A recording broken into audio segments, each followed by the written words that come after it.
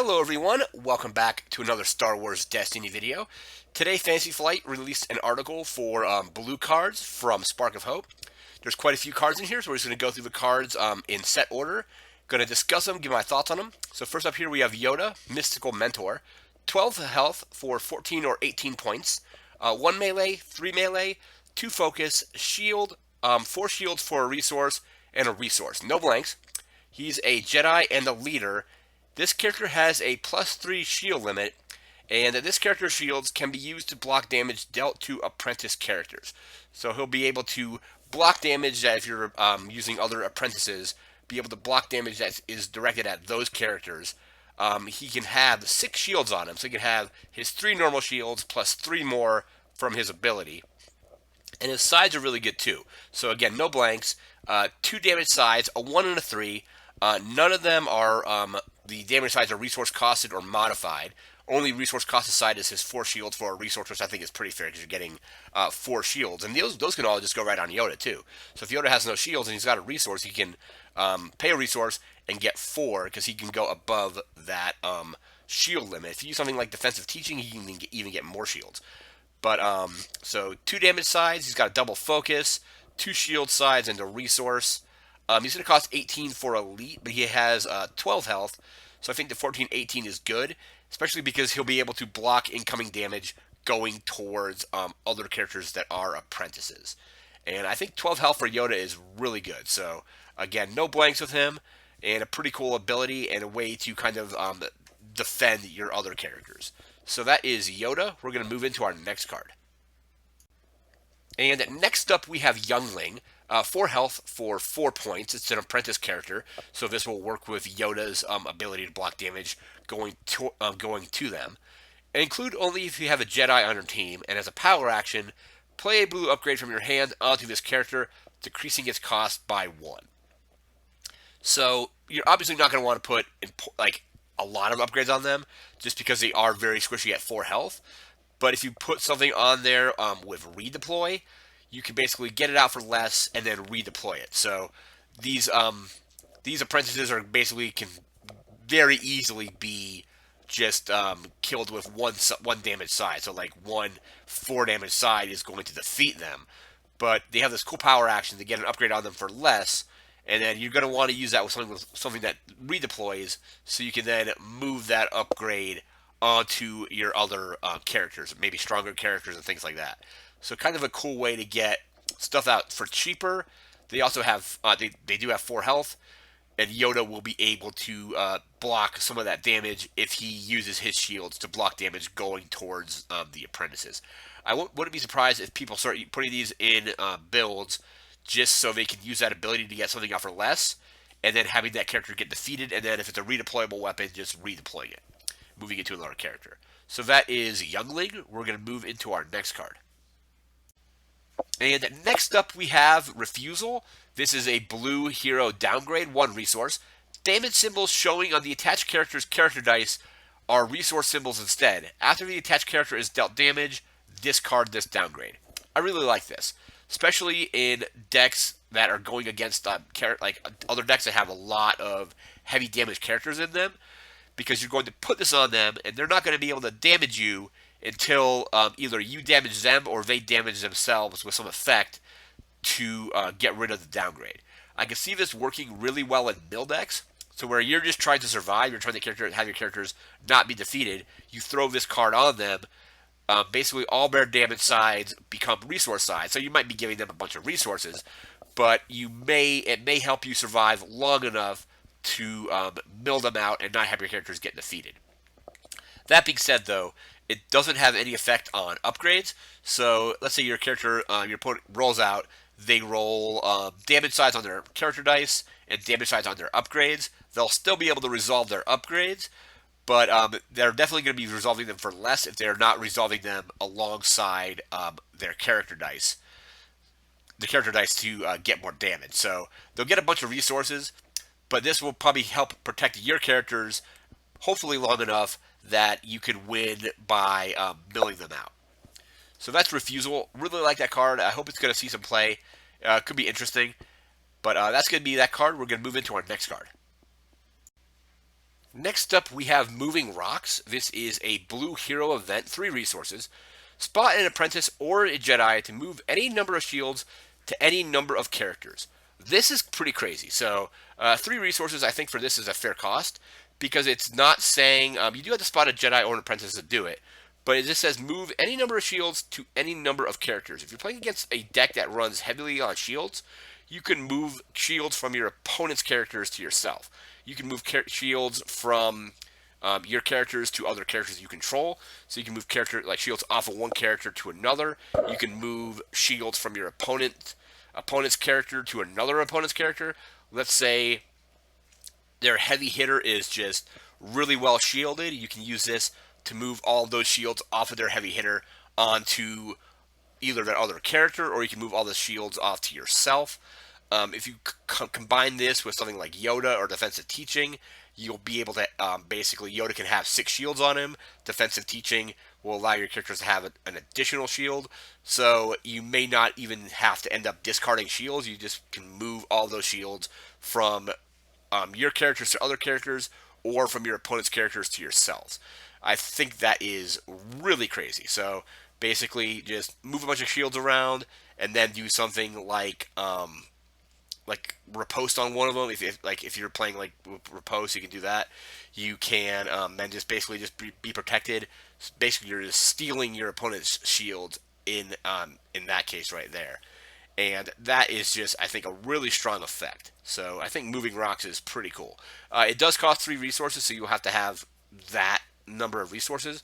But if you have a good way to generate resources, you should have no problem having 3 resources to basically just grab a bunch of shields from your opponents, or move shields within your own characters as well. But I think taking them from your opponents is obviously best. But then also this allows you to kind of like redistribute where shields go. If like you have a character that's taking a lot of damage that doesn't have shields, you can throw shields on them from your other characters, and so on. So that is Moving Rocks. We're going to move into our next card. And next up, we have Professor Huyang. I think I'm pronouncing that correctly. This is a blue hero support. It's a droid. 3 resources. So melee, 2 focus, shield, 2 shield, and 2 resources. No blanks. Pretty good there. And after you play a blue upgrade on an apprentice, you may activate the support. Then, if that upgrade is a weapon, you may roll its die into your pool. So this is cool because basically you play a blue upgrade onto an apprentice. You then get to activate this droid here. So he gets rolled out. And then if the upgrade that you played onto your apprentice is a weapon, you can roll that die in as well. So let's say you throw a weapon onto one of the younglings. You'll get to activate Professor Huyang. You then also get to roll in the upgrade die that you played on your youngling. That could be a good way to get dice out faster with the younglings, because they're going to be taking basically they can get defeated really quickly. But this is a way to basically kind of speed it up a little bit. So you get you get the support rolled out, and then if it's a weapon, you also get that weapon die rolled out, and then you be able to hopefully. I like he's got a lot of utility sides, no blanks. So he's got 2 damage sides, he's got a focus, 2 shield side, and a resource side. So it looks like he can definitely kind of give you what you need when you need it. And I really like his ability of activating him when you play an upgrade, and then also being able to roll in that upgrade if it's a weapon. So that is Professor Huyang. We're going to move into our next card. And next up, we have Qui-Gon Jinn Spirit. This is a blue hero support, 1 resource. It's a Jedi as well. So if you have to spot a Jedi, you can spot this Spirit to do anything that requires spotting the Jedi. 1 focus, shield, +2 shields, resource, special, and blank. Discard the support from play if you control Qui-Gon Jinn. And this is where things get really crazy with this support. So, special, shuffle the support into its owner's deck to give your character 1 shield. Then remove any number of shields from your characters to deal that much damage to a character. So we just talked about moving rocks, where we can move shields from our opponent's characters onto our own characters. You then couple that with the special on Qui-Gon Jinn Spirit, so you get an additional shield, and then you can then remove all the shields that you just took with moving rocks and deal that much damage to a character. This could be a really good way to kind of just close out a game. You do something like moving rocks, get a bunch of shields. You then resolve the special on Qui-Gon Jinn's Spirit to get an additional shield, shuffle the card back in, and then deal a massive amount of damage by removing as many shields as you want to deal that much damage to a character. So that right there is really crazy and really cool. We have some nice utility sides here. So we have a focus, we have 2 shield sides, even though one of them is modified. We have a resource side, and then the really cool special. The other thing I really like about the special is it gets shuffled back into its owner's deck. So you do the special, it will also then potentially prevent you from being milled out because you're going to be putting the card back into your deck. So let's say you're on you have no cards in hand, no cards in deck, but you do have the special showing on this. You resolve that special, get the shield, then remove shields to do damage. The spirit goes back into your deck, and then let's say the round ends, you draw Qui-Gon Jinn's Spirit, and then prevent yourself from being milled out. Unless your opponent somehow then has you potentially discard that card from play, but it may be just enough to have you survive into another round when you can actually then win. But this is a really cool upgrade. I think the special is really strong because it's not remove shields from a character. It's remove shields from any number of shields from any number of your characters to deal that much damage. And then again, you couple that with something like moving rocks to where you just have an insane amount of shields.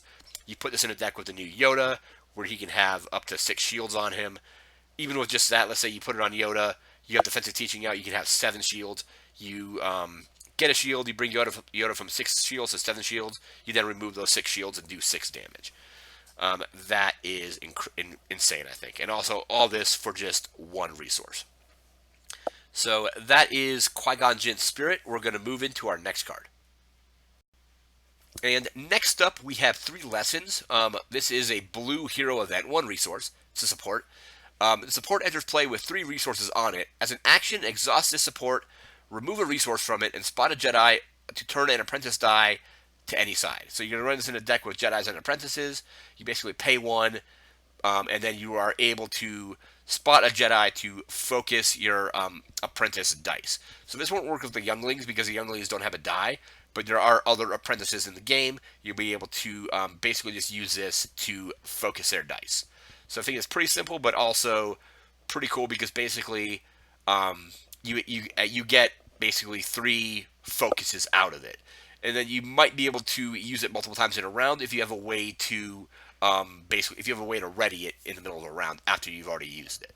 So 3 lessons seems like a really interesting card just because you are going to get a little bit of extra focus out of it. So that's 3 lessons. We're going to move into our next card. And next up we have Draw Closer. This is a neutral blue event. It's a move. 2 resources. Resolve one of your character or upgrade dice showing melee damage without removing it from your pool, increasing its value by 2 if that character has an upgrade named Nimbus Mastery on it. So it's going to lets you resolve a die, not remove the die from your pool, and then if you have Nimbus Mastery, it'll also be increased by 2. So you get multiple uses out of that die, providing it doesn't get removed after you play this event. And then if you do have Nimbus Mastery, it'll be a little bit better because you will increase it by 2. Really good way to do some quick burst damage. Let's say you have a die that's 2 melee and you have Nimbus Mastery, you'll basically be able to play this, deal 4 melee damage, and then later in the round resolve that die again because it's not leaving your pool because you're resolving it but not removing it. So that is Draw Closer. We're going to move into our next card. And next up, we have Pushing Slash. This is a neutral blue event. It's also another move. 1 resource. Activate one of your blue characters. Then you may resolve one of that character's character or upgrade dice. If that character has a card named Nimbus Mastery on it, you may turn a die to any side. So, character gets rolled out with this, and then you can resolve one of its dice. If you also have Nimbus Mastery, looks like you also then get to turn that die before you resolve it, it looks like. So how's it work? So you may resolve one of that character's character upgrade dice. If the character has Nimbus Mastery on it, you may turn the die. So it looks like you can roll the character out. With Nimbus Mastery, you can then focus that die and resolve it. Without it, you just resolve whatever. But with Nimbus Mastery, you'll be able to get the side that you actually need to be able to maybe do more damage or get resources or whatever. So that is Pushing Slash. I think that card's pretty cool. It's a good way to basically get an activation. Basically, for one resource, you're getting an activation plus plus being able to resolve it, and then also if you have Nimbus Mastery, you'll be able to resolve one of the higher value sides on whatever die you choose to resolve. So that is Pushing Slash. We're going to move into our next card. Next up, we have Nimbus Mastery. This is a neutral blue upgrade ability. It's also a form. 2 resources. 2 melee, focus, shield, resource, 2 specials, and blue character only, limit only 1 form per character. After you play this upgrade, turn a character or upgrade die to any side. And special is turn a character die and upgrade die to sides of your choice. So we have no blanks on this. We have 2 specials and 2 melee damage as well. And I like the ability. So after you play it, you can after you play the upgrade, you can turn a character or upgrade die to any side, and also the special does a similar effect, which is turn a character and upgrade die to sides of your choice. You get a character die and an upgrade. So when you play it, you get to focus a character or upgrade die. You get a focus 1, but then when you do the special, you get to focus looks like 2. You get to focus a character die and an upgrade. So you can turn it to whatever you need. Pretty cool card here. So 2 resources. There are ways to get this out for less. We'll get to that in the next card. But like it has some good utility on it. Has some damage. Has some focus. Has some shields. And then also basically with the specials, you get essentially 2 double focus sides. Granted, you could only with the special, you're only going to be able to focus a character die and an upgrade. You can't focus like 2 upgrades or 2 characters and so on. But that is Nimbus Mastery. We're going to move into our next card. And next up, we have Nimbus Training. This is a neutral blue ability upgrade. 1 resource. Melee resource, 2 specials, 2 blanks. Blue character only. Special is turn an upgrade die to any side. You may discard this upgrade to play a card titled Nimbus Mastery from your hand or discard pile on the attached character for free. So Nimbus Mastery costs 2 resources. If you use a special, you get to turn an upgrade die to any side, and then also potentially discard this and get Nimbus Mastery out for free. We have again a 1 damage side, a resource. We have 2 specials. It lets you focus, which is also pretty good.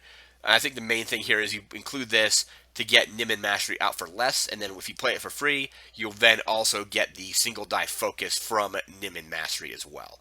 So that is Nimbus Training. We're going to move into our next card. And our final card for today's video is Untamed Power. This is again another neutral blue upgrade. It's an ability. 2 resources, plus 2 melee, discard, resource, 2 specials in the blank, apprentice character only. Special is, if this upgrade is on a hero, give a character 1 shield and remove a die showing damage. If it is on a villain, deal 1 damage to a character and remove a die not showing damage. So you get your modified melee on here, which is alright. I wish I had another damage sign on there. But so we have a plus 2 melee on there.